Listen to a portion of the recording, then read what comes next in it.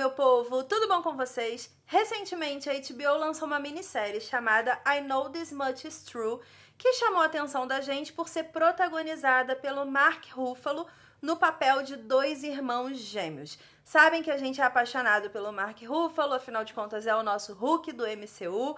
A gente se propôs a fazer uma cobertura aqui no canal dessa minissérie. São apenas 6 episódios de 40 e poucos, 50 minutos. Se eu não me engano, o último episódio tem 1h30 de duração. Ele é maiorzinho para finalizar a história. A gente se propôs a fazer essa cobertura então. Acabamos fazendo uma live apenas sobre o primeiro episódio, porque a série se mostrou muito pesada, muito dramática, muito cheia de nuances sobre saúde mental, sobre relacionamento familiar, e a gente não se sentiu tão à vontade assim para continuar esse projeto de um vídeo por episódio. Mas cá estou eu para dizer o que eu achei da minissérie. Finalmente terminei essa semana, então bora lá que eu quero conversar com vocês porque tem muita curiosidade legal. Antes de começar, já vou adiantar que eu deixei o link da descrição aqui do vídeo, o link do livro que tem lá na loja da Amazon. Infelizmente, o livro não é vendido mais aqui no Brasil por nenhuma editora, ele não é distribuído atualmente. Você consegue encontrar na internet, por revenda, ou até em sebos online você encontra. Só que oficialmente, do selo original, a gente só tem em inglês, a versão em inglês lá na Amazon. Então, vou deixar o link aqui para vocês. Bom, o livro é de 1998 e ele conta a história de dois irmãos, Dominic e Thomas, que vivem uma saúde mental familiar abalada o tempo inteiro ao longo de toda a trajetória de vida deles por diversas questões. O Dominic, ele é o irmão que teoricamente é considerado saudável mentalmente, porque o Thomas possui esquizofrenia. Então a atenção da família acaba se voltando um pouco mais para ele, gerando outros transtornos na vida do Dominic. É interessante a gente saber, logo para começar aqui o vídeo, que o próprio Mark Ruffalo falou que foi muito complicado para ele construir esses dois personagens, já que, curiosamente, ele não trabalhava com televisão há mais de 20 anos. Ele estava super focado no cinema durante toda a carreira dele e, engraçado até falar isso, que foi a esposa dele, que é muito fã de série, maratona todas as séries de todos os canais e todos os streamings, que convenceu ele a aceitar esse papel, porque ela disse que série era o rolê do momento, estava todo mundo assistindo e ele tinha que participar também. Ele decidiu então aceitar, porque ele teria tempo de tela para desenvolver melhor esses dois personagens e se aprofundar mais nesses dois personagens também. Uma decisão que ele tomou exatamente para diferenciar o Thomas do Dominic foi de que ele gravaria primeiro todas as cenas do Dominic, que é o irmão sem esquizofrenia, para que ele pudesse depois retornar num set, depois de meses, para poder gravar as cenas do Thomas, porque ele queria que fisicamente os dois irmãos fossem muito diferentes. A gente sabe que ele engordou 13 quilos para poder interpretar o Thomas, ele ficou um tempo recluso numa casa sozinho para poder exercitar o fato de que ele estava ouvindo vozes e estudando um pouquinho também sobre esquizofrenia e todas as questões relacionadas à construção desse personagem. Ele disse que bebeu ali de uma fonte até do YouTube, que tem algumas pessoas, alguns youtubers, alguns personagens criados ali também nessa plataforma que trabalham com a esquizofrenia, falam sobre esquizofrenia, seja profissionalmente ou seja como pacientes de algum outro profissional e tudo mais. Então ele disse que bebeu muito da fonte do YouTube para construir esse personagem também. E quando ele engordou esses 13 quilos, ele retornou para o set para poder construir o Thomas. Ele interpretou então todas as falas do Dominic, todas as cenas com um amigo dele, que é ator, e que aceitou interpretar esse irmão gêmeo do Mark Ruffalo sem necessariamente aparecer no produto final, sem aparecer na série.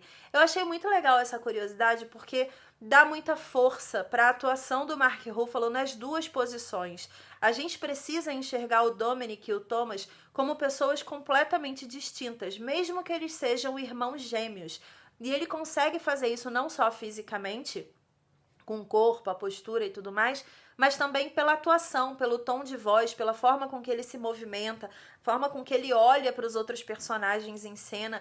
É, assim, um trabalho primoroso. Eu acho que se ele tinha alguma dúvida de que ele deveria continuar fazendo séries, Essa série, I Know This Much Is True, essa minissérie, na verdade, provou que ele precisa sim ter tempo de tela para aprofundar personagens e entregar conteúdos cada vez mais valorosos pra gente. O Mark Ruffalo, ele é um ator que trabalha em drama há muito tempo no cinema. Ele tem algumas produções salpicadas que já fez de comédia romântica, em que ele tem sempre um personagem com um peso dramático maior. E isso meio que foi apagado na cabeça das novas gerações que acompanhou ele nos últimos 10 anos no MCU. Então eu acho muito legal assim, esse resgate que ele tá fazendo na carreira dele, e definitivamente essa minissérie é uma minissérie muito pesada, muito dramática, que trabalha camadas familiares ali de uma forma muito intensa.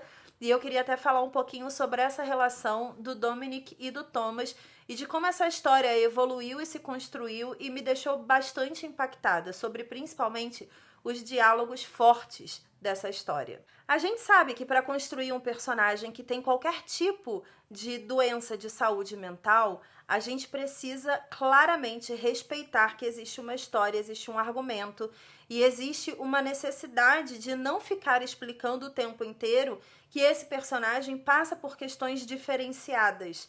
E eu acho que I Know This Much Is True fez isso de forma brilhante. Por mais que seja muito semelhante ao livro, eu dei uma pesquisada, eu vi que essa parte da saúde mental tem algumas subcamadas no livro que vai mais a fundo, óbvio, porque você tá ali na leitura, é diferente de você ver uma cena pronta, mas o peso dramático foi levado de igual tamanho para a minissérie.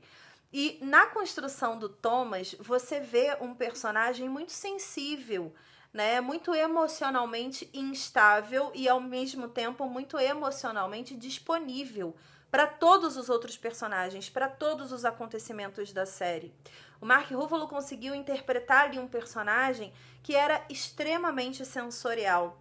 Todas as vezes que o Thomas entrava em cena, a gente esperava um escândalo, porque é assim que a nossa mente funciona quando se fala de saúde mental. A gente espera que a instabilidade da cena esteja totalmente focada no personagem que tem a questão da saúde mental. Só que o Dominic, que teoricamente é o irmão que não tem nenhuma relação de saúde mental ali, ele é o personagem instável de todas as cenas. É ele que traz o tratamento psicológico, é ele que traz a questão de não saber lidar com o irmão, não saber lidar com o passado da família, não saber lidar com a construção da posição dele na família dele desde que ele era criança. Tanto que todo episódio traz um resgate de flashback lá da infância deles, ou da adolescência ou da juventude, que por sinal preciso enaltecer os atores que interpretaram Mark Ruffalo criança e jovem na faculdade, porque assim, idênticos, melhor escolha de elenco possível. Vejo muita gente enaltecendo Dark na escolha do casting, mas essa minissérie foi primorosa na escolha de todos os atores. E quando o Thomas, então, apresenta qualquer tipo de questão para o Dominic, ele acaba estourando, ele acaba explodindo e não sabendo lidar com tudo aquilo. E você percebe que a vida, ela é muito mais do que um estereótipo de um médico que te coloca ali classificado dentro de uma caixinha de questão de saúde mental. O outro irmão, que foi dito como normal a vida inteira, é o irmão que tem uma instabilidade emocional muito grande e que não sabe lidar com quase nada na vida dele. Ele perdeu um casamento por conta disso, ele não tinha uma relação boa com o padrasto, com a mãe e com o irmão, por causa da forma que ele se posicionava em família também.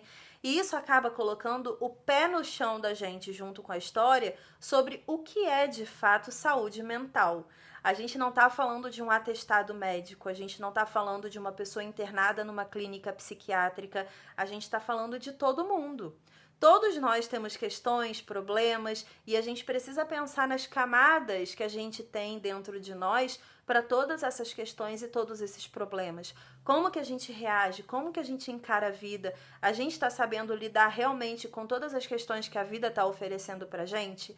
Então, é uma minissérie que apresenta muito mais esse dia a dia familiar, esse dia a dia profissional e esse dia a dia emocional desses personagens, para que a gente em diversos momentos troque de posição com eles ali e se correlacione com vários dramas e várias questões que eles vivem também.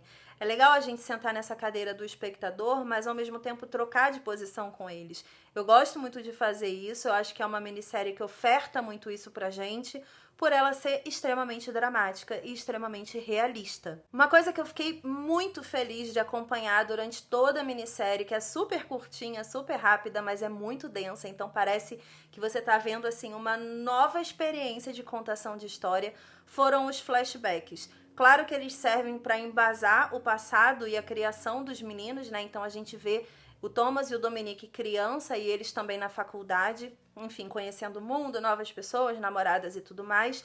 Só que o flashback que eu mais gostei, que eu achei assim, mais primoroso na construção da história, foi o da chegada do avô deles, que era um imigrante italiano na América, junto com o irmão. Eles chegaram de navio, né, para trabalhar numa fábrica, numa cidadezinha que, enfim, não era nada além de algumas fazendas e tudo mais.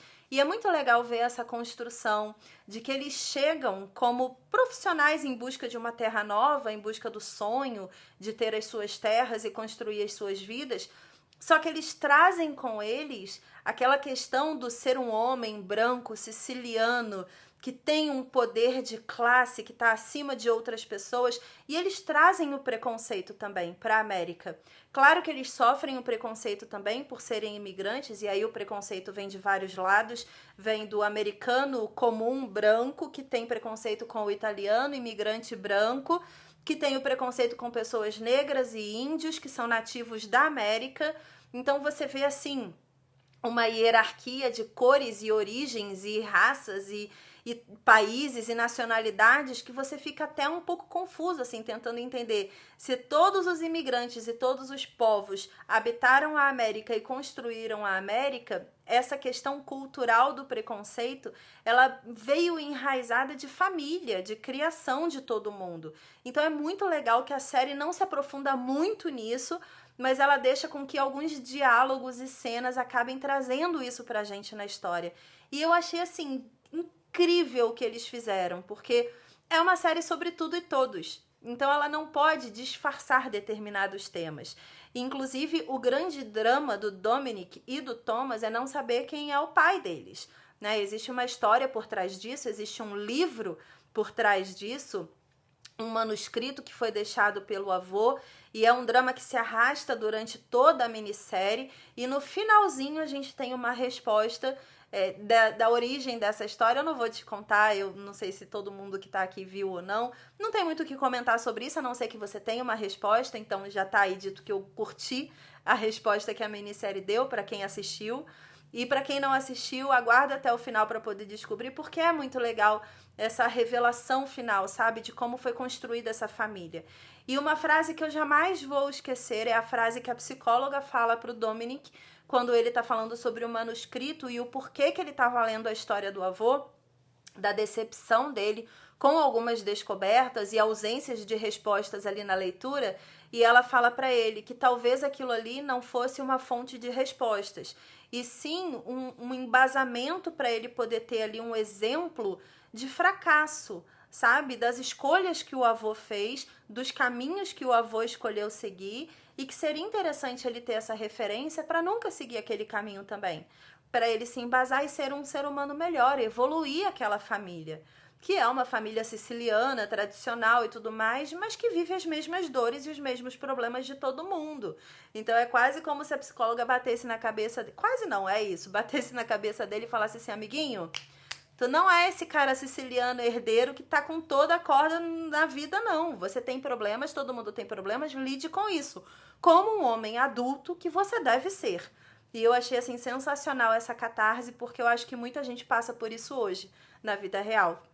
De realmente achar que tem um rei na barriga, de achar que é especial por algum motivo, talvez pra mãe seja, mas que no mundo não é protagonista, sabe? É mais uma pessoa tentando vencer seus medos, seus problemas, seus anseios. É uma história feita para todos, de verdade. Agora, para finalizar, o que eu tenho a dizer dos comentários que recebi enquanto estava assistindo e antes também, de que essa era uma série muito difícil, muito dura para assistir nesse período que a gente está passando, de estar todo mundo em casa, principalmente em família. A gente está enfrentando os dramas familiares no dia a dia de forma mais intensa do que sempre foi.